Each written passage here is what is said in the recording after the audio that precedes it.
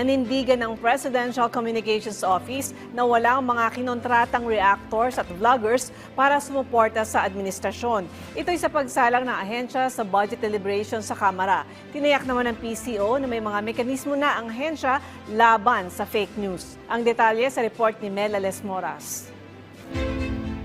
Mariing itinanggi ni Communications Secretary Dave Gomez ang akusasyong may mga binabayaran umano silang reactors at vloggers para magbigay suporta sa administrasyon online. Sa deliberasyon ng House Committee on Appropriations ukol sa panukalang pondo ng ahensya sa susunod na taon, naungkat kasi ni Sagip Party List Representative Paulo Marcoleta ang nasagap niyang impormasyon ukol dito. Meron daw kayong maintain na 200 reactors and 76 or so vloggers.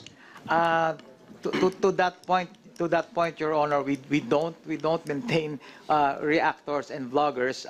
We have organic supporters of the president who comments on our posts, but we don't retain any of those vloggers or reactors, as you may put it.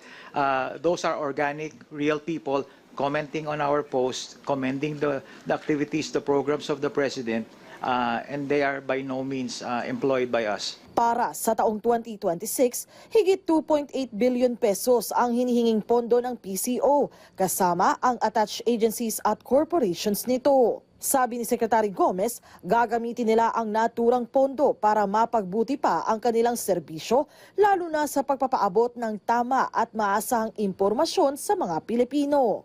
We will strengthen our coverage of the President's local and international engagements, ensuring timely, accurate, and relevant information reaching our citizenry. This includes maximizing both state media, traditional and digital platforms to bring government closer to the people. Hinggil naman sa issue ng fake news, binusisi rin ng mga kongresista kung paano pa paiigtingin ng PCO ang kanilang mga hakbang para malabanan ang misinformation at disinformation sa bansa. Gate ng Communications Secretary, may mekanismo na sila para rito. In terms of the systems in place, we have certain fact-checking and verification processes in place.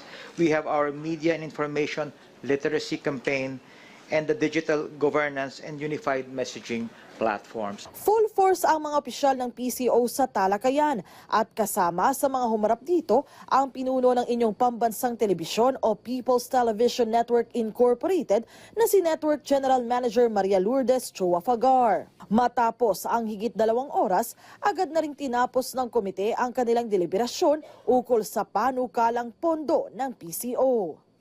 Mela Lesmoras para sa Pambansang TV sa Bagong Pilipinas.